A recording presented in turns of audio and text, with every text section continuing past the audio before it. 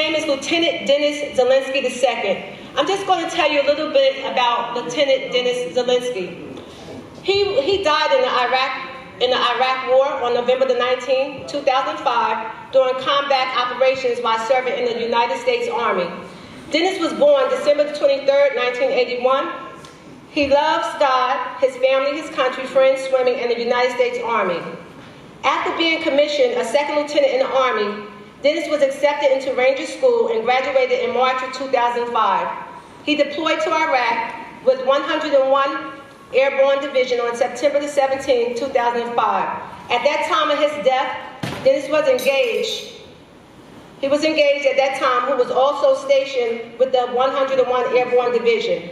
So this particular comedy show is dedicated especially to him as well. And I just want to thank all the sponsors. For one, his family, Dennis and his wife, Marion Zelensky. They sponsored this today. We also want to thank Vine Restaurant, and also my friend from work, Debbie Gill, and her sister, Kathy. We want to thank everyone that came out to help and support, and also Mary. Can't forget Mary. Mary got a great gift for you guys here as well. So, at no further ado, I want to ask that you all give it up for everyone that supported today, even yourself, and especially all the veterans. Thank you very much. Enjoy the show. How y'all feel? Come on, clap if you're alive today, man. Come on. No, clap louder. Come on. No. I need that energy right now. I'm gonna give it right back to you. Come on, clap. Come on. So coming to the stage, I know we got a nice sized crowd. Let's act like it's 10,000 of us. Come on. Coming to the stage right now, your host. Y'all start clapping. Come on. Come on. Give it up for the one. Come on. And let's go. Sean Harvey. I am grateful to be here. How y'all doing? How y'all feel? How's everybody feeling? Because I'm feeling good. Y'all clap for me because all my child support is paid. Y'all clap. Now listen, all my child support is paid. So I don't care what happens here the rest of the day. I'm good. And my ex-wife tried to take me to court for some more money. I said, that's going to be a problem because our son is 32.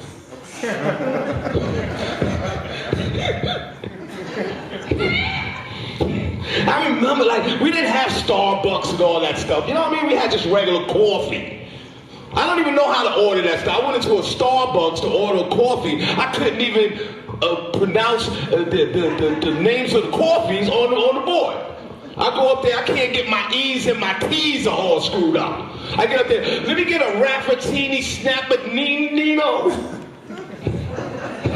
The little girl like this, what do you want? A Rappa-Sappa Nappy, son.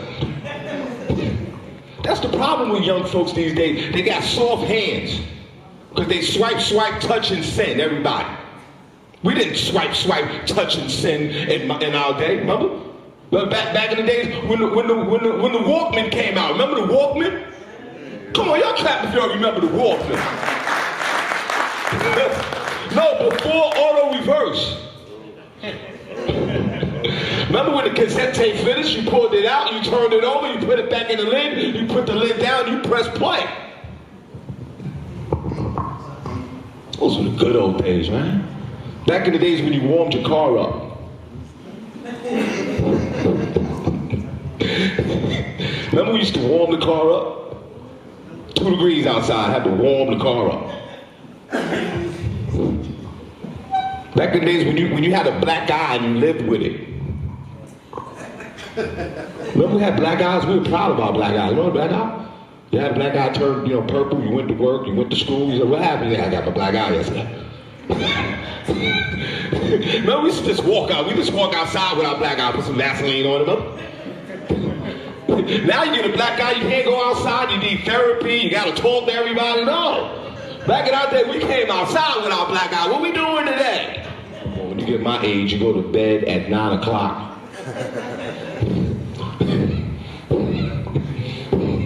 Y'all like me, y'all go to bed early? What time you go to sleep, sir?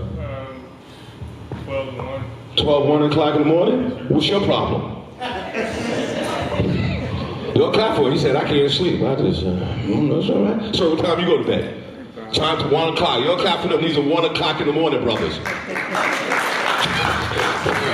We ain't going to sleep. Get up for the food back there too. That food look good, man. Y'all ready to eat?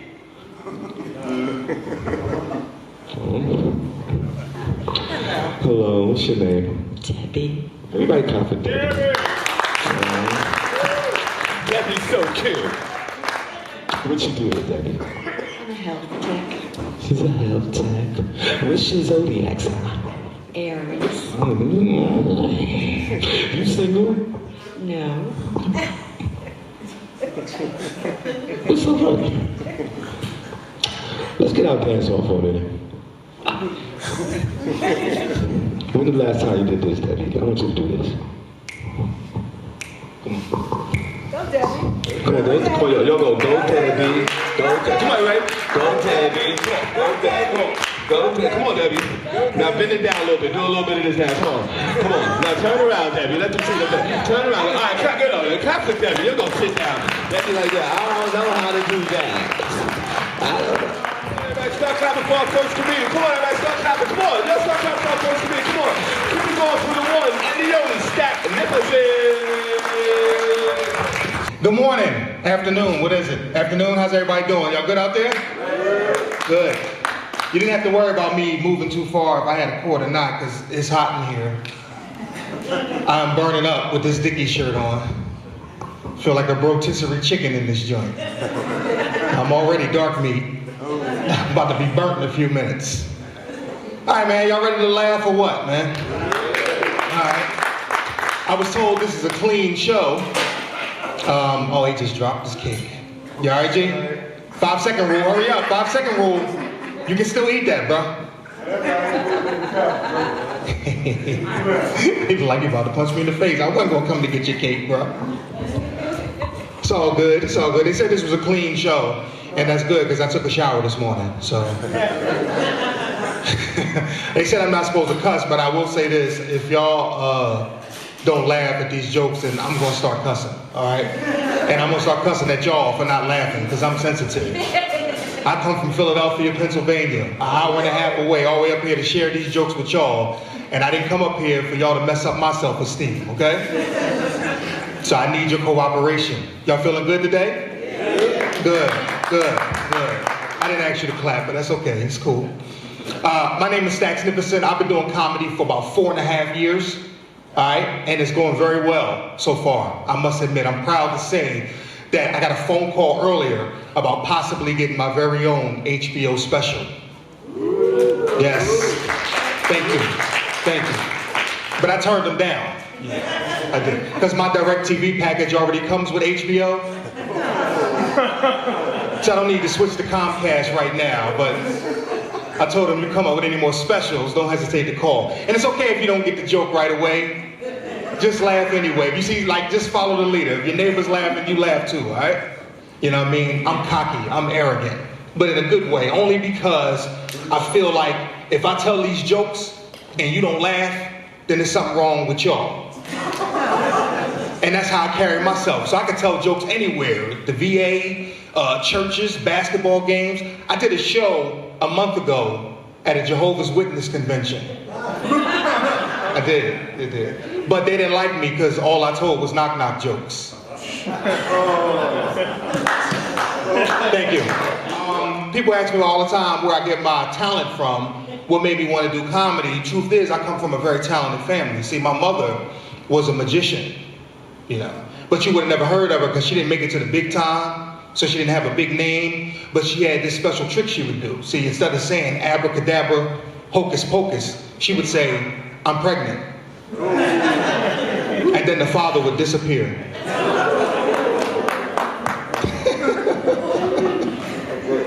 It's okay, my mother's not here. It's okay to laugh, it's cool. Yeah. And she was good too. I know she was good because I'm almost 40 years old and we still ain't found my dad. So, you know. I don't know how she got so good. Doing rooms like this. I love doing stuff like this. This is awesome. This is awesome. I think everything about comedy is good because laughter is good for the soul. You know, we all need the laughter in our life. Ain't that right, Jim? You know what I mean? You're going through something, go to a comedy show. Something will make you laugh, even if it's not us today.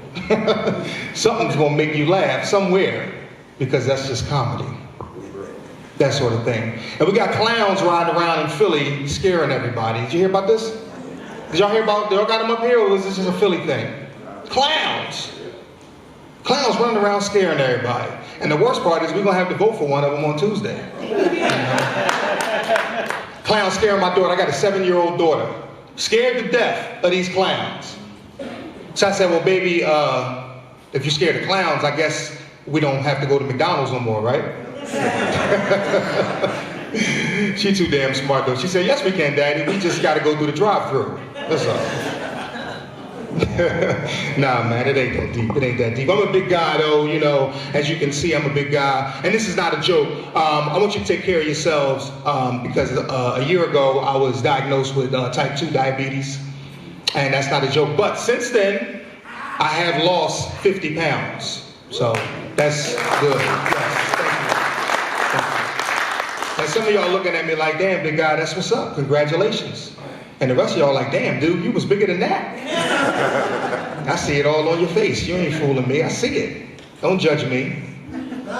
Because I'm going to eat some of that food when I'm done. So don't judge me. I don't hear nothing about no diabetes or nothing when I dig into that cake.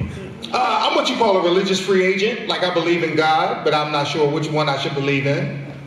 You know, but I respect all religions. You know, I don't know if I want to be Team Allah or Team Jesus, you know what I'm saying? But I respect Muslims so much because I believe it's a peaceful religion. That's most of my experiences.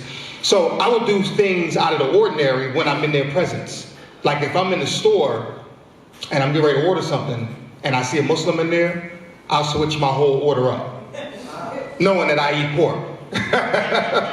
Love me some bacon. I go into the store and the Chinese lady be like, what do you want? And I'd be like, Miss Lee, let me get a bacon, egg, and cheese on white toast. She'd be like, what kind of bacon you want? And I'd be like, beef. Beef bacon, Miss Lee. And I look at the Muslim and I wink. Because I got your back, brother. But Miss Lee, since I go to the same place all the time, you know, she try to play me. She look at me and she be like, oh, you don't want no pork today? You don't want no pork today. No pork for you today, huh? I'm like, Miss Lee, what are you talking about? She said, no, every day you come here, you order pork every day. Bill Cosby's still in the news. He just beat another case. That's my guy. I like Bill Cosby.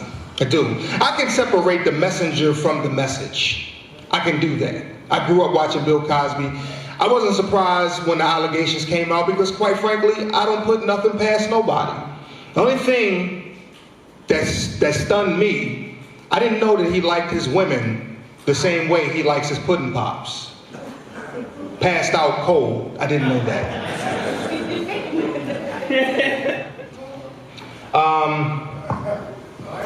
Holidays is coming up. Halloween just passed. Thanksgiving. I like Thanksgiving. For the football, I like Thanksgiving. My favorite holiday is Easter Sunday. I like Easter Sunday because it starts the spring. You know what I'm saying? After a cold winter, it's the spring. All things, you know, old becoming new again. It's the resurrection. Resurrection. You know what I'm saying? About 3 years ago, Easter Sunday fell on a very special day. It fell on April the 20th. 420. 420. You know what I'm saying? Anybody know what I'm talking about? 420? Okay, 420. April 20th. Yeah. But for those of you that don't know, 420 is like the national marijuana smokers holiday. It's like the day that all weed smokers get around and sit around and they do the same thing they was doing all year long. But they just say April 20th is the holiday for that. So people wanted to know, was it appropriate to smoke marijuana on Resurrection Sunday? Because it's a holiday and it's religious and all. And I said to myself, no, I don't smoke marijuana, but if I did, I would smoke weed on Resurrection Sunday. Because in my life, I want to be consistent in all things that I do. Because the week before, I had no problem pleasuring myself on Palm Sunday.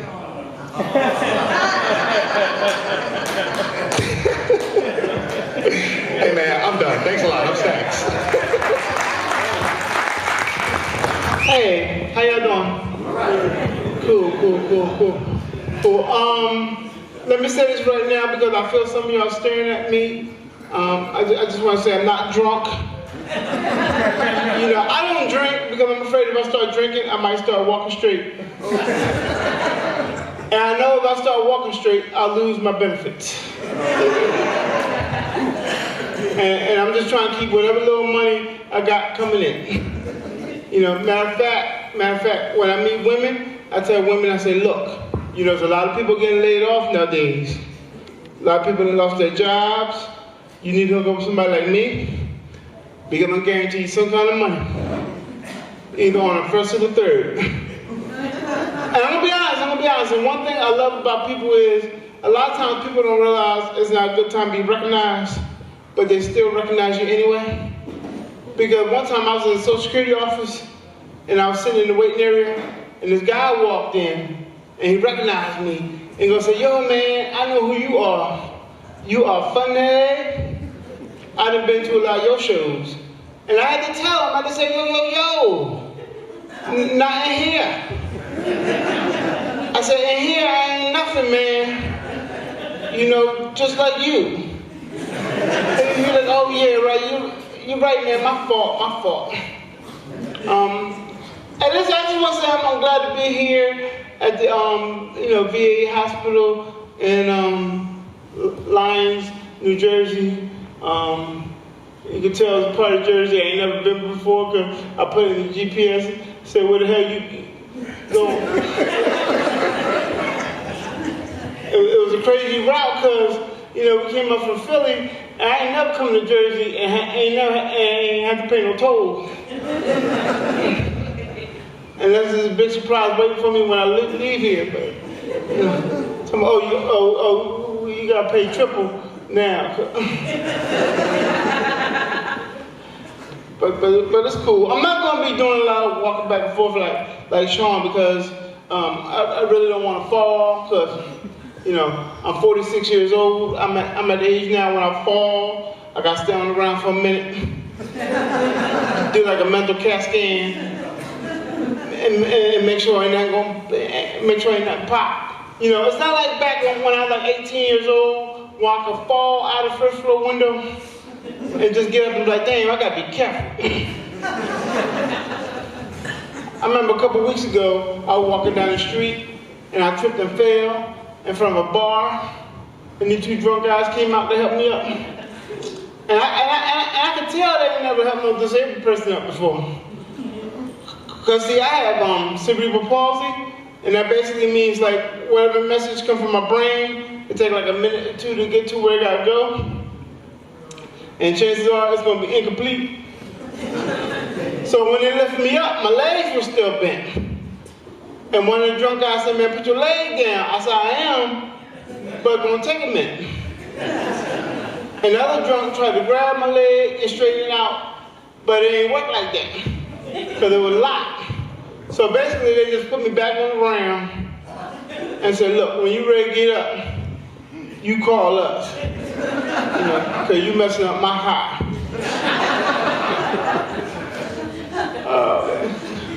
Cool. So is everybody here from Jersey or? Yeah. I'm just asking, you know. I mean, y'all can talk with me. I'm talking to y'all. I'm just trying to get a good, feel, see what part of Jersey. What part of Jersey are you from? Essex County. Essex County. Oh, he said the county, so he didn't even say the city. He said I'm from the county. I mean, some people see, he's saying a city. You know, county be throwing me out like county. What, you locked up? No, that's in the county. Cool. What part of Jersey you from, man, with the crown? Long Branch. Long Branch. Okay, cool. I ain't been to Long Branch in I took New Jersey Transit to Long Branch. That's because I got on the wrong train. Thought I was going to Newark and ended up, Long Branch. And it's messed up when you get on, like, when you got to catch public transportation and you get on on the wrong bus. It's bad, especially in the wintertime when the temperature is like them real cold days when it's like -5. And out there shivering at the bus stop. That's when the buses slow down. But no, the weather, it's cold right here. Make these people wait a little longer. Yeah, because I'm from Philadelphia. We got a transit strike going on right now, so the city kind of halted. People just walking. Not me. I just like I'll just stay home. I ain't got no ride. Stay home. Cause I ain't walk. That's 2 blocks.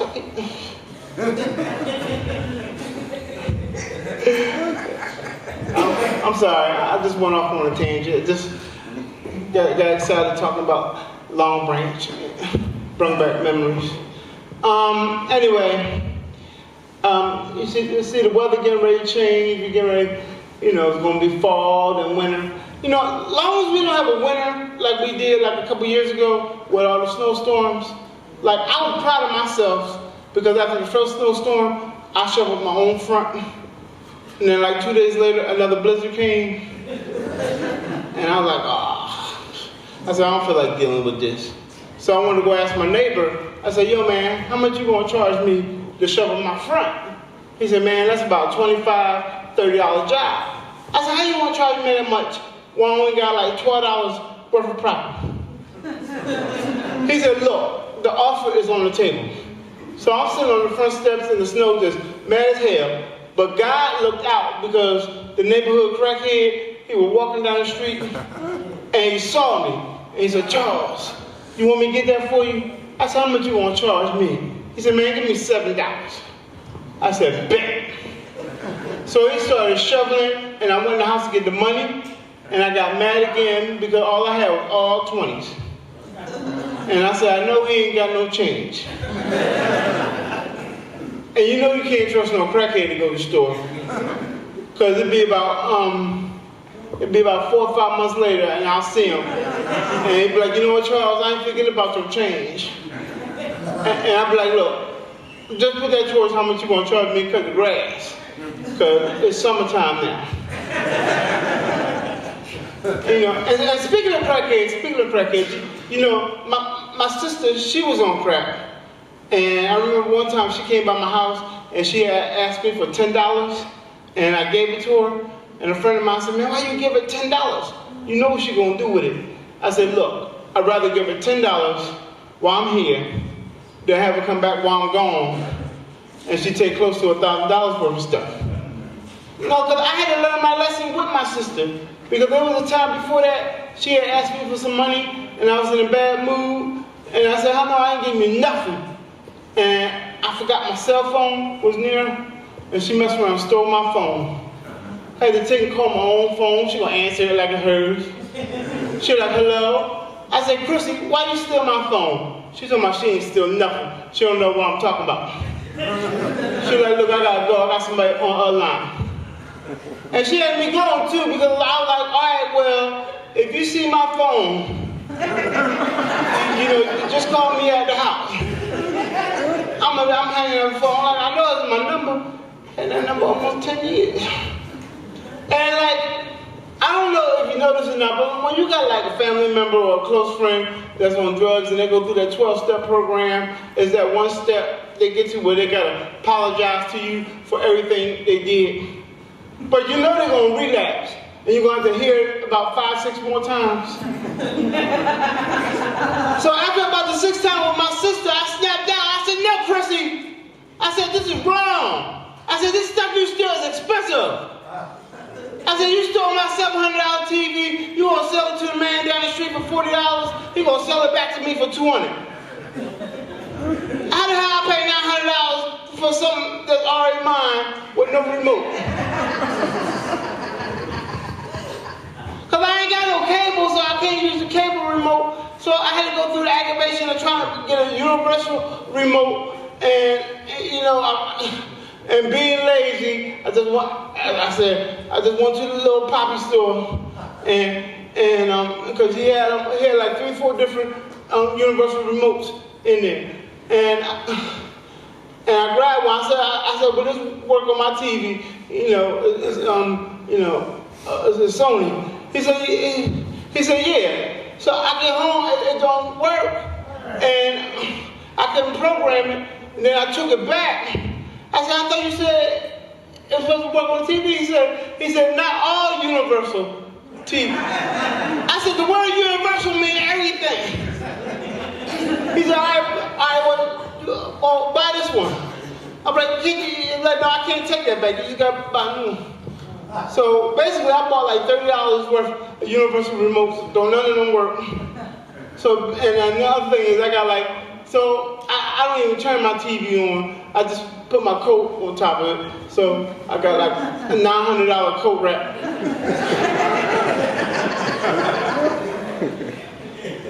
and I got a 32-inch in my bedroom.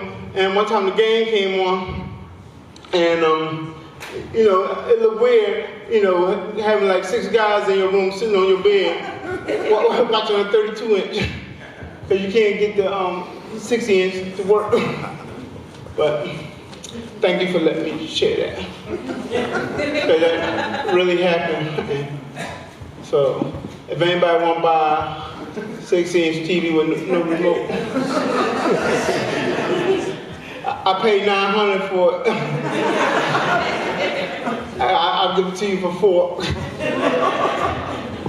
Oh man, I'm just sitting having fun, man. I was talking about a rough winter, man. I remember like a couple Februarys ago, like the weather was real bad, and I had a whole lot of shows get canceled, and so I had to make payment arrangements for my bills. I even had to cancel my mortgage payment for the month. And I should have known the guy on the phone didn't do it right, because only thing he's gonna say to me is, "All right, I got you." So when I hung up the phone, about an hour later, I'm like, "Ain't I supposed to get like a confirmation number?" So I started to call back, but I said no. I said I won't trust him, because I don't like it when people be checking up on me, making sure I did something. So a couple days passed. And it's Monday, and I had close to $600 in my account. Now we're gonna fast forward to Tuesday. I'm in the Dollar General of all places. I'm up at the register. I got like $8 worth of stuff. I swipe my card. Cashier's like, "Yo, man, your card declined." And I ain't panicked right away, because I said, I got big fingers. So I did it again. And it declined again. And now this is when you start hearing people mouthing the line, talking about, now he know damn well he ain't got no money. And I hear, I'm like, no, that's a bunch of bull. I know I got close to $600 in my account. So I call and check my account. My account is overdrawn by $390. Now I understand people at the bank have a job to do. But when you see somebody's account is overdrawn by almost $400, now is the time to ask them, do they want to look into some overdraft protection plan?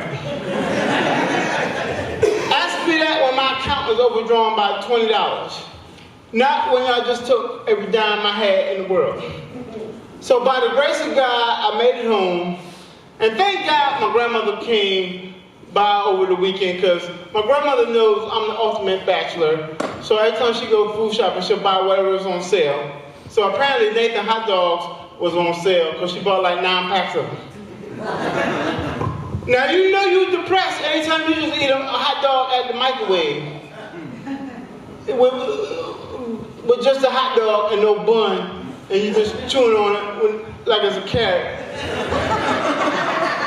And squirting a little ketchup. and that's all I did for the next 2-3 days. Ate hot dogs at the microwave and lay in bed, because I was depressed, because the bank kept calling me, talking about, "Yo, your account overdrawn, what you gonna do?" So after about 3 days of laying in my own funk, I said, you know what, maybe if I get up and take a shower, I would feel better, I could think. So as I got ready to take a shower, I realized I couldn't take a shower because part of the $8 worth of stuff I wanted to get was a $3 bottle of Dial body wash that I had to leave behind. So I got depressed again, didn't even bother to get dressed, got back in the bed butt naked, did everything around the house butt naked, cleaned up, ate hot dogs at the microwave, butt naked. I had a package come in the mail, I signed for it butt naked. But she didn't see the package down here because the other package covered it. The only thing, she just looked at me and said, look baby, I understand. You know. Now I don't have no punchline for this because it really happened. But best believe I'm calling my mortgage company like every week trying to find a guy that jammed me up. And every time a guy answered the phone talking about, hey, thank you for calling Wells Fargo, I'll be like, no, all I need to hear you say is, all right, I got you. And then I hang up and call back. One time I called and a woman answered the phone. And I said, no, baby, I'm looking for a man. She said, no, this ain't no damn Dateline.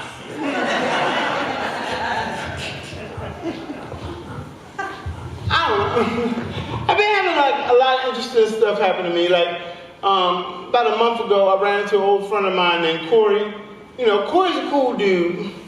I haven't talked to Corey since like 1994. See, you know, Corey's gay, but this what happened. I don't know if you ever had somebody of the same sex come on to you, but it's very confusing because you're mad and flattered at the same time. Now, I'm just going to take everybody back to 1994 for a minute. Now, 1994, I'm coming home, you know, got my first apartment, I'm checking my mail. I said, I got a letter from Corey. I said, what the hell you write me a letter for? He live right around the corner.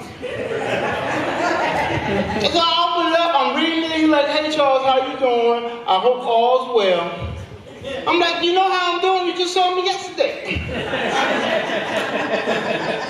He's like, listen, this is very hard for me to say, but over the last couple of years, you know, I've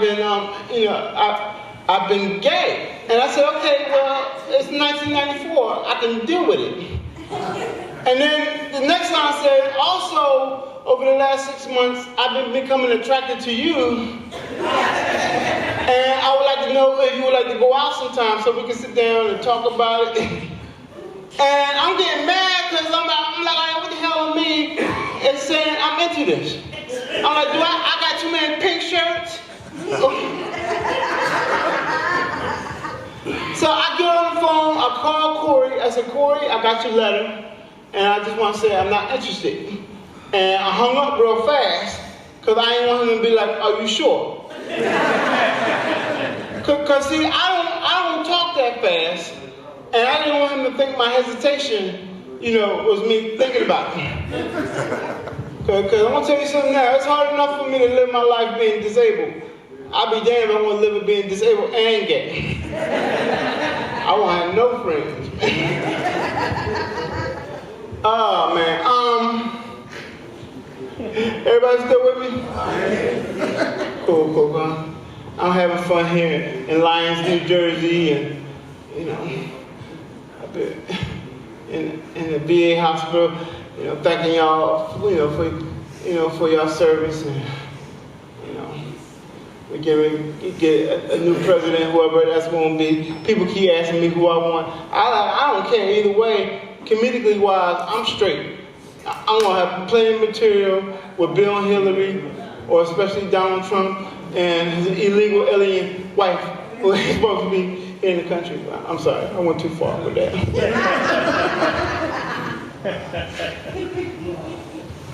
But it was funny watching Donald Trump at the debates, and I was like, man, you can't talk about drug smuggling and you sniffing at the same time. People are like, we got smugglers bringing drugs in from Canada into Maine. And you know, that combination. Man.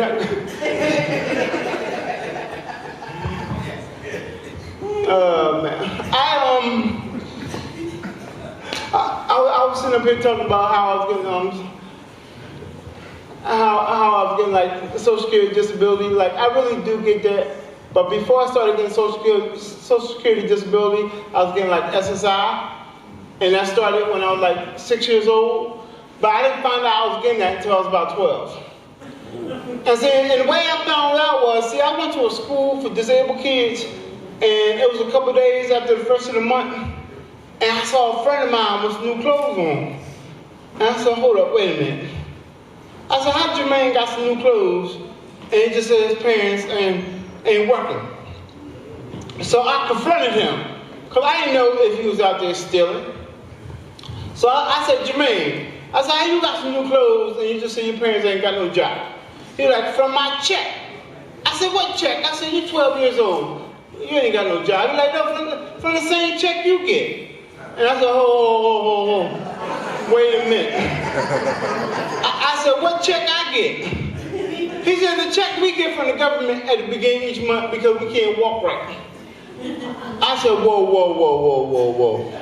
I said, so you telling me because we can't walk right that the government give us money? He said, yeah. He said, your mom ain't tell you? I said, man, my mom ain't tell me nothing. He said, you better ask her. I said, you damn right. Now, I found this out at 9:45 in the morning. Messed up my whole school day. I remember sitting in English class. English teacher was like, Charles, I need you to read the next paragraph. I like, look, Miss Branoff, I can't read nothing right now. Just found my mama holding out on me. No, because I had to figure out how to confront my mom, man. Because, see, my mom's not here anymore. She passed away in 93. But the one thing I always loved about my mom was she never felt sorry for me. Like, my mom would tell me to go to the store. She'd tell me to be back in 15 minutes. Knowing damn well it was a 30-minute walk for an able-bodied person. And one of her favorite things that she wanted me to get for was a Pepsi. And this was like the 80s when Pepsi came in the glass bottle. My mom would be like, look, Charles, I want you to go to the store. I want you to give me a Pepsi. And I swear to God, if you trip and fall, I will hurt you bad. Because I didn't count out my last 60 cents. And I'm looking at her like, yeah, Ma, I see you didn't count out 60 cents and pennies. And she knew damn well Mr. Lee at the corner store did not take pennies after 12 o'clock in the afternoon. And here it was 3:30. So I had double the pressure on me of not breaking a Pepsi, and I had to convince this man to take all these pennies. So now I'm in the store, I put the Pepsi up on the counter, and I go in my pocket and I try to pull the pennies out. And I try to put them on the counter slowly, but for some reason they came out of my hand real fast. And Mr. Lee saw all them pennies, and he just snapped out. And he just said, no penny! Too many penny! Not after 12! I said, come on, Mr. Lee. I said, I gotta get this Pepsi for my mom. She needs to drink it so she can burp, so she can feel better. Mr. Lee took all them pennies, and he put them in a sandwich bag, and he put them on a scale when he weighed the lunch meat. Because apparently he knew what 60 pennies was supposed to weigh. They ain't gonna tell me I'm 3 cents short. I said, I can't owe you. He said, everybody want oh. He said, what if 6 people come in here owe me 3 cents? You know how much money that is? I said, like 18 cents. He said, all right, you want to be smart.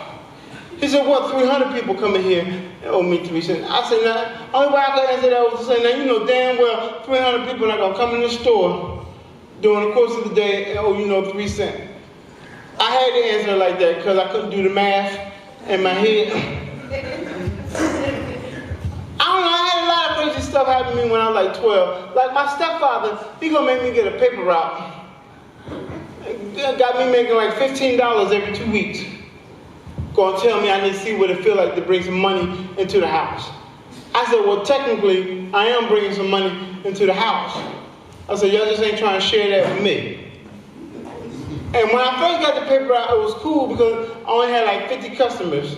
But no, everybody wanted to be supportive. So that number jumped from 50 to like 112. And they ain't give me no shopping cart to push them papers around. Or give me a big giant duffel bag. I could barely walk into there. Here I am trying to carry a duffel bag. And I know the old ladies in the neighborhood were trying to be supportive when they saw me. They were like, oh, Charles, look at you. You're not letting your condition stop you from being a working man. On the outside, I was like, Miss Johnson, thank you. But on the inside, I was like, Miss Johnson, you ain't nothing. Because you know damn well I ain't supposed to be carrying no big ass duffel bag full of paper. How I'm doing time-wise? You're good. Yeah, I'm talking to the boss. So I act like he paid me. You know?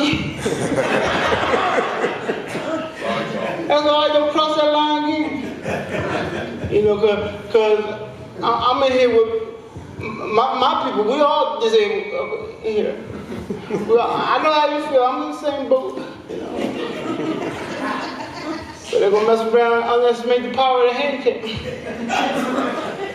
Every time somebody give me a hard time, I'm like, look, keep giving me a hard time. I swear to God, I have American Disability Act people protesting in front of your house. I'm like, you don't want that. I'm like, you do not want that, man. You do not want that one man with the one leg and the sign hopping back on.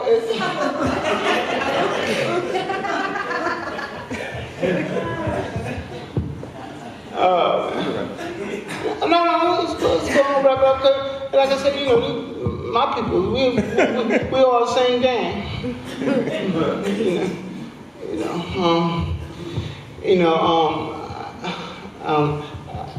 I'm just trying to figure out how I want to wrap up, because I do be having fun when I come here, you know, American flag. Before I get out of here, I just want to say, I think a lot of times people think, because like how I walk, that they can talk to me any kind of way they want to. No, because a couple years ago, I was fortunate enough to be working over in London, England, and doing some shows, and then one of the nights I had to catch a cab to one of the shows, and I had a Middle Eastern cab driver, and he was cool until it came time for me to get out the cab, because evidently I wasn't getting out fast enough. And I was trying to play it off. I was like, all right, man, you take care, you have a good one. He was like, all right, man, just hurry up and get the hell out. And the hood came out of me. I said, who you talking to? I said, I'll put my foot in you know. And he got on, and his tone changed. And he got on the radio, and he started talking that Middle Eastern talk. And I said, uh-oh. I said, I better smooth this over. Because I ain't trying to get kidnapped in no foreign country. Because even though I can see now, if I did get kidnapped, I can see as soon as they got me back to headquarters, I can see the leaders looking at me, be like, all right, he grabbed him. Who gonna watch him? He can't walk with his hands tied. They go over to the person who kidnapped me, they'll be like, Muhammad, this is very lazy of you. You ain't feel like chasing nobody? You are on suspension.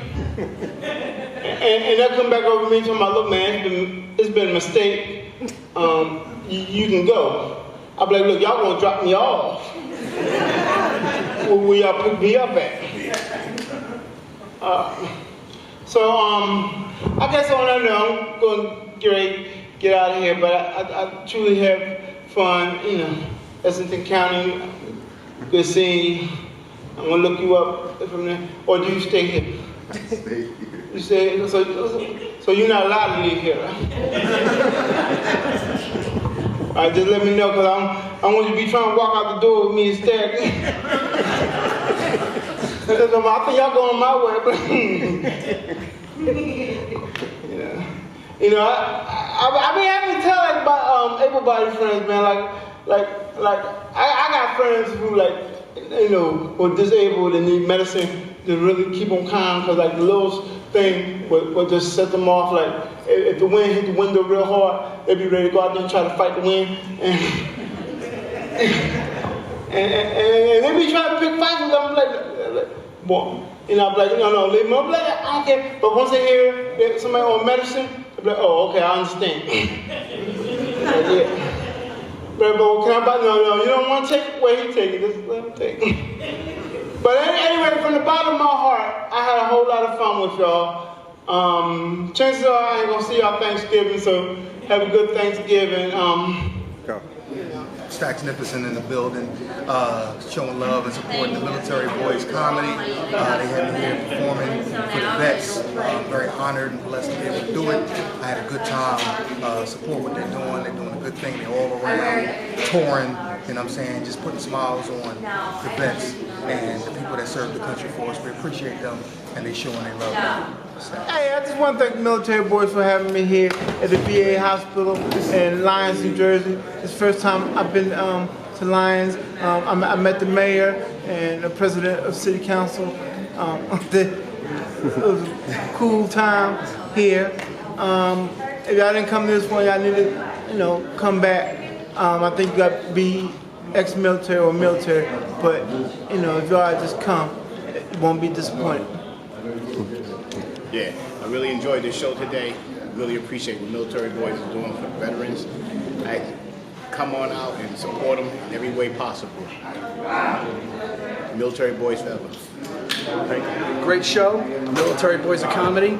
Awesome. Did good for the vets. Did good for everybody. What's going on? Michael here. Proud American. Great to be part of this experience. Military Boys of Comedy. We're down at the VA right now. Great laughs. It's good for the soul. It really makes you feel good and feel alive and feel whole again. Now we're just serving some wonderful food to everybody. So check it out. Military Boys did a great job in Lyons, New Jersey. Thank you guys. You guys are the best. Awesome. Military Boys is awesome. This is why I come back every year, because they do great things for the people that are in need and want to laugh. And, my man Raheem and his wife, they do awesome things. God bless.